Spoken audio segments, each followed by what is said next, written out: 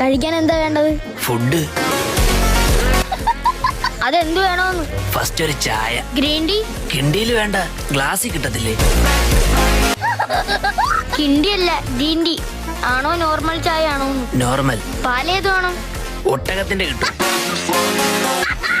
അതില്ല. പിന്നെ എന്തുണ്ട്? പശുവിന്റെ പാലുണ്ട്. പിന്നെ എന്തിനാ ഏത് പാല് വേണമെന്ന് ചോദിച്ചത്? മെനു നോക്കിയോ? നോക്കി. എന്നെ കണ്ടില്ലെന്ന് തോന്നുന്നു. അതിനു മുന്നേ ഞാൻ കേറി, ഇല്ലെങ്കിൽ അവനോട് മേടിച്ചു കൊടുക്കേണ്ടി വരും. ഭയങ്കര തീറ്റ. ആര്? മനു.